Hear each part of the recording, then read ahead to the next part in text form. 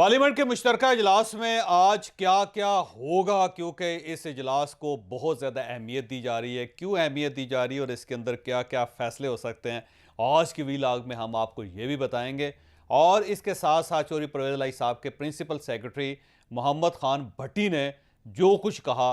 उसके अंदर जिन जिन जजेस के नाम लिए गए, उन जजेस के ख़िलाफ़ कोई कार्रवाई हो सकती है या नहीं हो सकती, या इसकी कोई तहकीक हुई है या नहीं हुई, ये भी हम आज के वीलॉग में आपको बताएंगे। और क्या हुकूमत ने जजेस के ख़िलाफ़ कार्रवाई करने का भी फ़ैसला कर लिया या नहीं किया, आज के वीलॉग में हम ये भी डिस्कस करेंगे।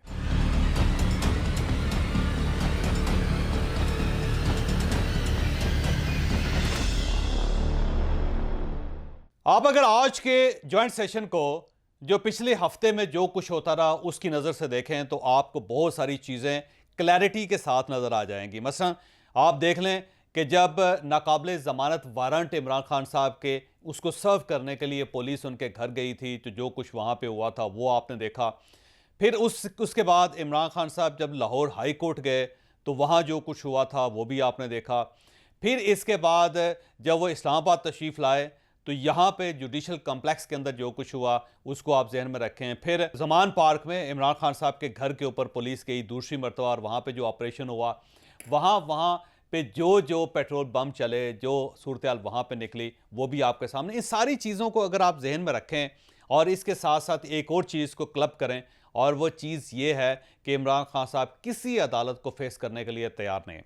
जब उनको सेशन जज बुलाते हैं तो फिर वो टालते रहते हैं उसको। जब उन्हें तोशाखाना केस में, जब उन्हें एक जज की तौहीन के केस में, जब उन्हें नैब के सामने, और जब इन्हें इलेक्शन कमीशन के सामने, और फिर जब इन्हें टेरियन केस के सामने, जब भी इस किस्म के केसेस में बुलाया जाता है तो इमरान खान साहब नहीं आते।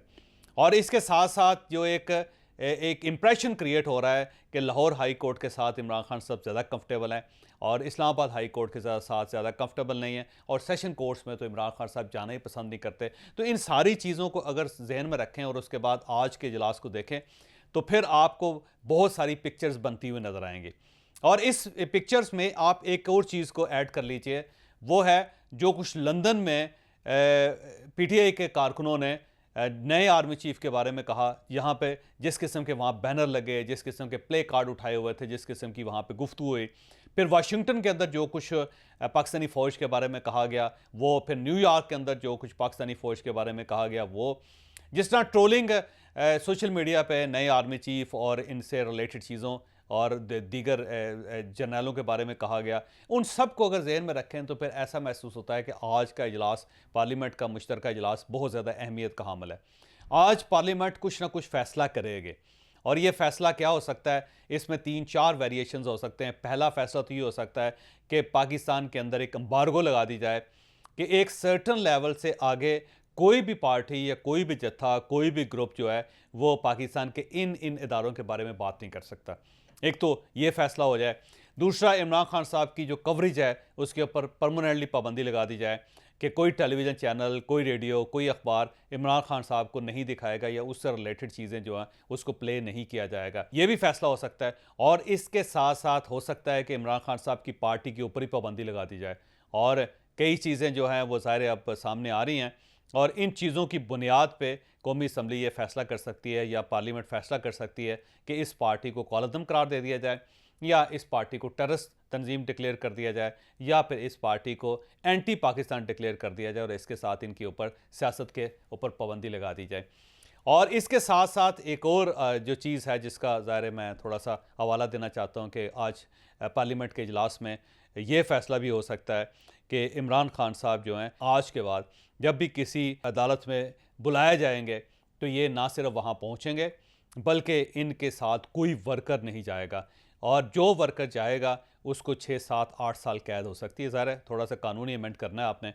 तो गवर्नमेंट ये फैसला भी कर सकती है। और इमरान खान साहब जब अदालत के हाथे के करीब पहुंचेंगे तो उनकी प्राइवेट सिक्योरिटी भी उनके साथ नहीं होगी, वो सिर्फ अदालत में अकेले जाएंगे। तो ये फैसला भी हो सकता है। और फिर इसके साथ साथ क्योंकि पार्लियामेंट हाउस के अंदर आपको पता है कि एक इम्यूनिटी होती है कि वहाँ पे आप किसी के बारे में कुछ भी कह सकते हैं, तो शायद आज के इजलास में एक फ़ायदा उठाने की कोशिश की जाए इस इम्यूनिटी का, कि शायद floor of the house Pakistan Peoples Party, Pakistan Muslim League Noon और JUI के MNAs और सेनेटर्स खड़े होकर अदलिया के बारे में खुलकर बात कर सकें। वहाँ पे वो जजेस के नाम लें, वहाँ पे जजेस के बारे में वो बातें की जाएँ जो अमूमन पार्लियामेंटेरियंस पार्लियामेंट की बिल्डिंग के बाहर खड़े होकर नहीं कर सकते। तो शायद इस अपॉर्चुनिटी का फ़ायदा भी उठाया जाए। तो आज का इजलास है बहुत अहम, और आज के इजलास में बहुत सारी चीज़ें जो हैं वो क्लियर हो जाएंगी पाकिस्तान में, और इसका डेफिनेटली इमरान खान साहब को नुकसान होगा, क्योंकि आज के इजलास में कुछ ऐसे नए कवानीन, कुछ ऐसे नए ज़ाब्ते भी क्रिएट किए जाएंगे जिसका ज़ाहिर आने वाले दिनों में PTI को नुकसान होगा। तो आज का जो इजलास है, इसे अगर एक फ़िक्रे में बयान किया जाए तो ये है कि इसका इमरान खान साहब और PTI को बहुत ज़्यादा नुकसान होगा, और इमरान खान साहब इस सूरत हाल को समझ भी चुके हैं। इसलिए कल जब वो लाहौर हाई कोर्ट पहुँचे तो वो मनाजर पूरे पाकिस्तान ने, बल्कि पूरी दुनिया ने देखे कि वो एक ऐसी गाड़ी पे आए जिसको लोग शनाख्त नहीं कर पाते थे। बड़े खुफिया तरीके से पहुँचे हाई कोर्ट में, और इन्हें 2:15 बजे जज साहब ने बुलाया था, लेकिन तारीख में पहली मरतबा इमरान खान साहब 1 घंटा पहले हाई कोर्ट पहुँच गए। 1:15 बजे ये हाई कोर्ट पहुँचे, और इसके बाद इनकी गाड़ी को जब गेट पर रोक लिया गया तो ये बाकायदा अपनी गाड़ी से उतरे, और उतरने के बाद ये अपने प्राइवेट गार्ड्स के साथ ये अदालत के अंदर दाखिल हुए। और जब जज साहब के चैम्बर में, जज साहब की अदालत में पहुंचे तो वहाँ पे इनकी प्राइवेट सिक्योरिटी थी, और जज साहब ने जब प्राइवेट सिक्योरिटी को कहा कि बाहर निकल जाएं तो वो भी बाहर निकालनी पड़ी। तो इमरान खान साहब भी सूरत हाल को समझ गए हैं कि अब वो रोमांस जो पहले होता था वो शायद अब नहीं चल सकेगा। और इसमें जो बड़ा अहम किरदार अदा किया वो चौधरी परवेज़ इलाही साहब के जो साबिक प्रिंसिपल सेक्रेटरी हैं मोहम्मद खान भट्टी साहब, उनकी एक वीडियो ने किया। ये वीडियो जो है ज़ाहिर पुलिस की हिरासत में रिकॉर्ड हुई होगी, या उससे पहले जब वो कुछ अरसा गायब रहे हैं तो शायद उस दौरान रिकॉर्ड हुई हो। और इसमें 7 जजेस का इन्होंने हवाला दिया है, जिसमें ज़ाहिर है जिनके नाम हम नहीं दे सकते सरदर्द, और उसकी मेन वजह यह है कि ज़ाहिर है ये अभी सिर्फ मुबैना वीडियो है। हो सकता है ये सिर्फ इल्ज़ाम हो, या फिर मोहम्मद खान भट्टी साहब पे बाकायदा दबाव डाल के उनसे ये बयान लिया हो, और इसका मकसद जो है कुछ जजेस को बदनाम करना या अदलिया को बदनाम करना है। लेकिन इसमें ज़ाहिर है एक जज साहब जिनके बारे में पिछले दिनों ऑडियो आई थी चौधरी परवेज़ इलाही साहब की, उनका हवाला है, उनके 2 साहबजादों का हवाला है, और इसमें मोहम्मद खान भट्टी ने ये डिक्लेयर किया है कि 2 साहबजादे जो फ्रंट मैन है जज साहब के,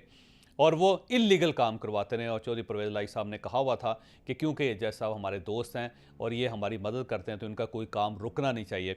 फिर उन्होंने ये भी इंकशाफ किया कि जो मौजूदा चीफ जस्टिस साहब हैं लाहौर हाई कोर्ट के, अली अफजल शाही साहब, जो उनके ज़ाहिर अजीज़ भी हैं, फिर इन्होंने कहा कि उन्होंने ज़िम्मेदारी उठा ली हुई है, और वो उनकी डिक्लेरेशन है कि लाहौर हाई कोर्ट से इमरान खान साहब और PTI के ख़िलाफ़ कोई फ़ैसला नहीं होगा। और फिर ये है कि 10-15 अरब रुपए के पेपर प्रोजेक्ट्स भी इनको दिए गए, और ये पेपर प्रोजेक्ट जो होते हैं ये पहली मरतबा हमने पाकिस्तान में सुने हैं। जो मोहम्मद खान भट्टी साहब ने इंकशाफ किया कि इसमें को आधा काम हुआ होता है, बाकी आधा काम फंसा होता है। तो जब ये ज़ाहिर ऑडिट में जाते हैं तो ज़ाहिर पैसे रिलीज़ नहीं होते, वहाँ पर रुक जाते हैं, तो फिर इसके प्रोजेक्ट्स दे दिए जाते हैं, लोग फिर इसको कवर करवाते हैं, क्लियर करवाते हैं, और बाकी पैसे खा जाते हैं। तो ये भी अली अफजल शाही साहब या फिर जो इनसे रिलेटेड जज साहब हैं उनके बारे में उनका ये कहना है कि इन्हें 10-15 अरब रुपए के पेपर प्रोजेक्ट्स भी दिए गए। तो ये सारी चीज़ें बहुत खौफनाक है, और मेरा ख्याल ये है कि पाकिस्तान में क्योंकि जजेस के बारे में या अदलिया के बारे में तहकीकात नहीं हो सकती, तफ्तीश नहीं हो सकती, तो ये शायद ये चीज़ें भी इसी तरह तारीख का हिस्सा बन के ज़ाया हो जाएँ। लेकिन अगर वाकई इंक्वायरी हो गई और आज कौमी असम्बली में ये फैसला कर लिया गया कि जजेस के ख़िलाफ़ भी अगर इस किस्म के इल्ज़ामात लगते हैं तो उनकी भी बाकायदा तहकीकात होनी चाहिए, तो फिर मेरा ख्याल है ये पंडोरा बॉक्स खुल जाएगा, फिर में इसमें बहुत सारी चीज़ें आएंगी।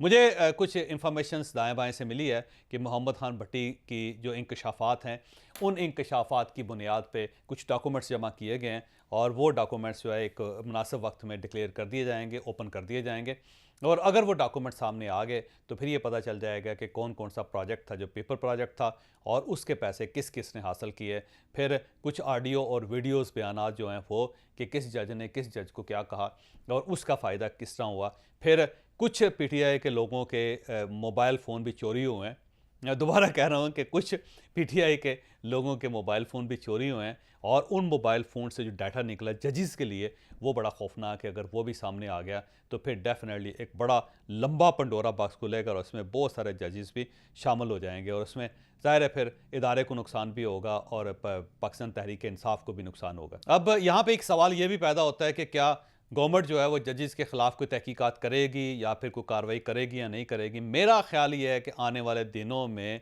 जजेस के ख़िलाफ़ भी कार्रवाई शुरू होने वाली है। क्योंकि आप देख लें, गवर्नमेंट जो कुछ कह रही है वो आपको महसूस होगा कि ये सारा खुरा जजेस की तरफ जा रहा है। अब मिनिस्टर्स ओपनली ये कहते हैं कि देखें जी, इमरान खान साहब के लिए एक नया इंसाफ है और बाकी सब के लिए एक डिफरेंट इंसाफ है। इमरान खान साहब लाडले हैं, इमरान खान साहब अदालत ना भी जाएं तब भी अदालत उन्हें तौहीन अदालत का नोटिस नहीं देती। इमरान खान साहब अगर यलगार कर दें अदालत के ऊपर तब भी अदालत उसको बर्दाश्त कर लेती है। इमरान खान साहब अगर अदालत के अंदर दाखिल ना भी हों तो इनकी हाज़िरी जो है इनकी गाड़ी में पहुंच जाती है और वहाँ पे दस्तखत कर देते हैं वो। तो ये एक तासुर बार बार गवर्नमेंट की तरफ से दिया जा रहा है और मीडिया में कुछ लोग भी दे रहे हैं। तो ये शायद तासुर ये बताता है कि आने वाले दिनों में जजेस के बारे में भी कुछ ना कुछ गवर्नमेंट फ़ैसला करेगी। और अगर गवर्नमेंट ने यह फ़ैसला किया तो फिर ज़ाहिर है खासा मुश्किल हो जाएगा अदलिया के लिए भी इस चीज़ को फेस करना। क्योंकि जब एविडेंस होंगे, जब वीडियो बयानात होंगे, जब ऑडियो बयानात होंगे और जब कुछ फ़ाइलें होंगी